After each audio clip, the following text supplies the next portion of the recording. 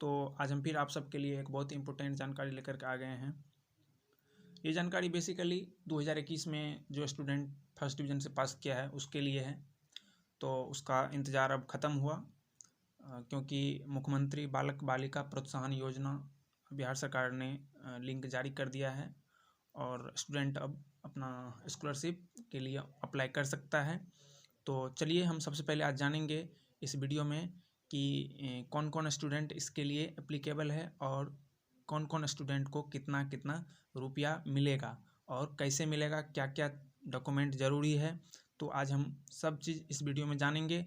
तो अगर आप हमारे चैनल पर नए हैं तो चैनल को सब्सक्राइब कर लीजिए। तो सबसे पहले हम चलिए जानते हैं कि इसमें कौन कौन स्टूडेंट एप्लीकेबल है इसके लिए। तो सबसे पहले बात आती है कि वो स्टूडेंट बिहार का होना चाहिए, ठीक है, यानी उसका जो निवास है वो बिहार का होना चाहिए। और उसके बाद आता है बात, वो फर्स्ट डिवीज़न से 2021 में मैट्रिक पास होना चाहिए, यानी कि उसका जो मार्क्स है वो 300 से ज़्यादा होना चाहिए, 300 या 300 से ज़्यादा होना चाहिए। इसके अलावा चलिए अब हम बात करते हैं कि किस किस छात्र को मिलेगा। तो आपको बता दें कि जनरल और ओबीसी में सिर्फ फर्स्ट डिवीज़न जो छात्र हैं उन्हीं को मिलेगा 10,000। और बात करते हैं SC ST में, तो SC ST में फर्स्ट डिवीज़न और सेकंड डिवीज़न दोनों छात्र को मिलेगा, छात्र एवं छात्राओं को मिलेगा। तो चलिए अब हम बात करते हैं कि SC ST में फर्स्ट डिवीज़न और सेकंड डिवीज़न में किसको कितना कितना मिलेगा। तो SC और ST में फर्स्ट डिवीज़न को 10,000 मिलेगा और सेकंड डिवीज़न को 8,000 मिलेगा। इसके अलावा भी कई स्टूडेंट को 15,000 मिलेगा और कुछ स्टूडेंट को 25,000 भी तक मिलेगा। तो चलिए अब जानते हैं कि किसको 15,000, किसको 10,000 और किसको 25,000 मिलने वाला है। तो देखिए यहाँ पे कोई भी कास्ट का स्टूडेंट हो, जनरल, ओबीसी, SC ST, अगर उसका मार्क्स 60% से 69%, यानी कि उसका जो मार्क्स है 300 से 349 के बीच में आता है, तो उसको 10,000 मिलेगा, ठीक है। और उसके बाद अब आगे बढ़ते हैं। और जिस स्टूडेंट का 70% से 79% अंक है, यानी कि 350 से 399 जिसका मार्क्स है उसको मिलेगा 15,000। और जिस स्टूडेंट का 80% से एबव, यानी 80% से ज़्यादा है, यानी कि अगर नंबर में बोले तो जिसका 400 से प्लस, यानी 400 से 500 के बीच में जिसका नंबर है उसको 25,000 मिलने वाला है। तो सबसे अब हम आ गए हैं आपके medhasoft.bih.nic.in के वेबसाइट पर। यहाँ पर आप भी अपना मोबाइल या लैपटॉप में ओपन करके देख सकते हैं। और तो चलिए यहाँ पे दिया हुआ है, फर्स्ट में दिया हुआ है, यहाँ आप देख सकते हैं फर्स्ट में दिया हुआ है स्टूडेंट रजिस्ट्रेशन, यानी आपको सबसे पहले अप्लाई करने के लिए रजिस्ट्रेशन करना पड़ेगा। फिर आपको रजिस्ट्रेशन करने के बाद आपको एक यूज़र ID और पासवर्ड मिलेगा, उससे आपको लॉगिन करना होगा। और लॉगिन करके फिर सेकेंड में आपको पर्सनल बैंक डिटेल्स भरना पड़ेगा। फिर आपको स्कॉलरशिप के लिए अप्लाई करना पड़ेगा। उसके बाद अप्लाई करने के बाद आपको फ़ोटो अपलोड करना पड़ेगा। उसके बाद सभी डॉक्यूमेंट और फ़ोटो अपलोड करना पड़ेगा। उसके बाद आपको फाइनलाइज़ करना पड़ेगा, लास्ट में आपको फाइनलाइज़ करना पड़ेगा। तो उससे पहले कुछ जानकारी गवर्नमेंट ने दिया है तो स्टूडेंट के लिए अप्लाई करने से पहले। तो चलिए हम देखते हैं कि वो क्या इंस्ट्रक्शन है। देखिए यहाँ पे दिया हुआ है, click here and read the important instruction carefully before filling up the online application. तो चलिए हम इस पर क्लिक करते हैं और देखते हैं कि इसमें क्या कह रहा है। देखिए हम खोल दिए हैं वेबसाइट को और उस लिंक पे आ गए हैं। देखते हैं अब क्या है इसका मतलब, चलिए समझते हैं। तो फर्स्ट में कह रहा है matric 2021 scholarship portal is open for all students, यानी कि वो जो पोर्टल है मैट्रिक का फर्स्ट डिवीज़न वालों का स्कॉलरशिप के लिए, वो सभी स्टूडेंट के लिए ओपन हो गया है। सेकेंड नंबर में कह रहा है this portal is currently open only for matric pass out of BSEB, यानी जो बिहार बोर्ड से पास किया है 2021 में फर्स्ट डिवीज़न से, उसी के लिए है सिर्फ। तीसरा में आते हैं, चलिए उसके बाद कह रहा है students eligible as per advertisement of matric 2021 scholarship of education department government of Bihar need to apply, यानी आपको इसका लाभ लेने के लिए आपको गवर्नमेंट का जो वेबसाइट दिया हुआ है उस पर आपको अप्लाई करना पड़ेगा, उसके बाद आपको मिलेगा। चलिए 4 नंबर में कह रहा है a student will get this scholarship only once, यानी एक स्टूडेंट इस स्कॉलरशिप को सिर्फ एक बार ही ले सकता है। चलिए 5 नंबर में name in Aadhaar should be as per the student name as per the applicant, यानी आपका जो एडमिट कार्ड चाहे मार्कशीट पे जो नाम है वो ही नाम आधार कार्ड पे होना चाहिए, तभी आपका ये अप्लाई हो पाएगा। चलिए 6 नंबर में कह रहा है a unique mobile number of student और family member can be use for registration make it active for further alert, यानी आपको अप्लाई करने के लिए सबसे पहले रजिस्ट्रेशन करना पड़ता है, उसके लिए एक मोबाइल नंबर की आवश्यकता है।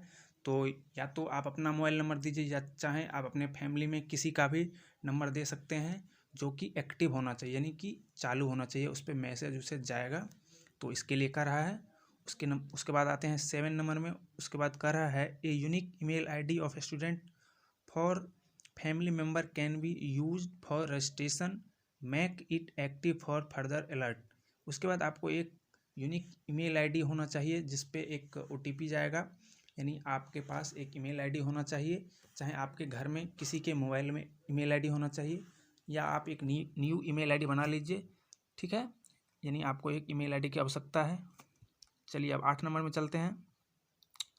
8 नंबर में कह रहा है bank account should be in the name of student and such applicant will be registered joint account और bank account in any other name is not valid, यानी आपका जो बैंक अकाउंट है वो सिर्फ आपके नाम से होना चाहिए, कोई ज्वाइंट अकाउंट नहीं होना चाहिए या किसी दूसरे आपके फैमिली का अकाउंट नहीं होना चाहिए, यानी वो सिर्फ और सिर्फ आपके नाम से अकाउंट होना चाहिए जो स्टूडेंट अप्लाई करना चाहता है, सिर्फ उसके लिए। चलिए अब बात आगे बढ़ते हैं और आगे अब आ जाता है 9 नंबर में कह रहा है student can register to the portal by providing details such as student name total obtain mark data date of birth as per 10th Aadhaar details account details mobile number and email etc, यानी apply करने के लिए आपको जो ज़रूरी document है वो यहाँ पे दिया हुआ है, यानी आपको मार्कशीट की आवश्यकता है और उस पर डेट ऑफ बर्थ दिया रहता है, एडमिट कार्ड की आवश्यकता है, आधार कार्ड, उसके बाद अकाउंट डिटेल्स की आवश्यकता है, मोबाइल नंबर ईमेल आईडी, सिर्फ इतना चीज़ की आवश्यकता है। और उसके अलावा जाति आवासीय भी लग सकता नहीं है, लगेगा, आपको उससे पहले बनवा लेना चाहिए।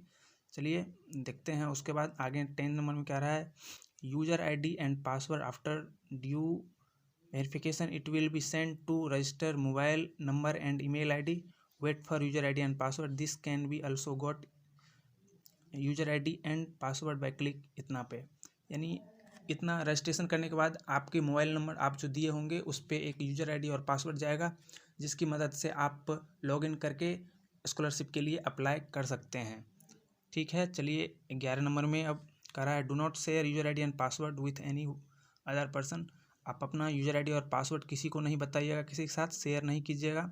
उसके बाद चलिए 12 नंबर में कह रहा है after obtaining user ID and password log in to the portal and complete the form and finalise the application, उसके बाद सभी डॉक्यूमेंट फुल करने के बाद आपको लास्ट में फाइनलाइज एप्लीकेशन को करना पड़ेगा, ठीक है। 13 नंबर में कह रहा है after completion the form and finally submit the application form on portal print a copy of the application form for future reference no change in permissible after final submission of the form, यानी आपको final submission करने के बाद एक उसका photo copy रख लेना है और फाइनल सबमिशन के बाद आप उसमें किसी तरह का चेंज नहीं कर सकते हैं। उसके बाद कह रहा है please visit portal form to date and log in with your credential and apply for bank payment verification, last में आप सिर्फ यानी उसके पोर्टल पे जा कर के बिहार सरकार के पोर्टल पे जा कर के लास्ट में चेक करेंगे आप अपने यूजर ID और पासवर्ड से। तो इतना गवर्नमेंट ने पहले इंस्ट्रक्शन दिया है आपको, इसमें जो जो चीज़ का ज़रूरी है आप पहले इकट्ठा कर लीजिए उसके बाद अप्लाई कीजिए। तो चलिए अब हम आगे बढ़ते हैं। अब यहाँ पे हम रजिस्ट्रेशन की तरफ बढ़ रहे हैं। तो देखिए यहाँ पे सबसे पहले हमको यहाँ पे क्लिक करना पड़ेगा, यहाँ पे सब जितना भी बॉक्स है सब पे क्लिक करना पड़ेगा और उसके बाद हम कंटिन्यू करते हैं। ठीक है। यहाँ पे कंटिन्यू करने के बाद सबसे पहले आपको रजिस्ट्रेशन नंबर यहाँ पे फिलअप करना पड़ेगा। ठीक है, यहाँ पे रजिस्ट्रेशन नंबर भरिए, जो आपको 9th में ही रजिस्ट्रेशन हो गया होगा। तो यहाँ पे रजिस्ट्रेशन नंबर भरेंगे। उसके बाद यहाँ पे नेम ऑफ स्टूडेंट, जिस स्टूडेंट का अप्लाई करेंगे उसका नाम। उसके बाद यहाँ पे जेंडर, मेल या फीमेल कुछ भी जो है उस भर दीजिए। उसके बाद मैरिड, जो मैरिड है उसको नहीं मिलेगा, अनमैरिड नो। ठीक है, मैरिड नो रहेगा। टोटल मार्क्स यहाँ पे दे दीजिए। उसके बाद डेट ऑफ बर्थ भरिए, श्रेणी यानी किस कैटेगरी में आते हैं आप, जनरल में आते हैं, BC EBC SC ST, जिसमें से आते हैं आप अपना वो दीजिए। उसके बाद डिवीज़न यानी आपका कौन सा डिवीज़न है, फर्स्ट डिवीज़न। अगर आप जनरल OBC हैं तो आप फर्स्ट डिवीज़न देंगे, और SC ST सेकेंड डिवीज़न को भी मिलता है, तो SC ST वालों के लिए ये सेकेंड डिवीज़न दिया हुआ है। उसके बाद आपको आधार वेरिफिकेशन करना पड़ेगा। यहाँ पे नेम दीजिए, आधार, जेंडर दीजिए, आधार नंबर दीजिए और डेट ऑफ बर्थ दीजिए। एक OTP जाएगा, यहाँ पे OTP डालिएगा, आपका आधार वेरिफिकेशन हो जाएगा। फिर मोबाइल नंबर वेरिफिकेशन, फिर ईमेल वेरिफिकेशन कीजिए। उसके बाद अकाउंट डालिए और यहाँ पे फाइनल सबमिट कीजिए। फिर यहाँ पे जैसे ही सबमिट कीजिएगा तो आपको मोबाइल नंबर पर एक यूज़र ID और पासवर्ड जाएगा। जिस यूज़र ID पासवर्ड से फिर आप क्या करेंगे, बैक आकर लॉगिन करेंगे और स्कॉलरशिप के लिए अप्लाई करेंगे। अब आगे की जानकारी हम आपको नेक्स्ट वीडियो में देंगे। वीडियो बहुत काफ़ी लंबा हो चुका है ऑलरेडी, तो चलिए इस वीडियो में इतना ही। अगले वीडियो का इंतज़ार कीजिए। अगर वीडियो अच्छा लगा होगा तो वीडियो को लाइक कर दीजिए, चैनल पर नए हैं चैनल को सब्सक्राइब कर लीजिए। चलिए मिलते हैं नेक्स्ट वीडियो।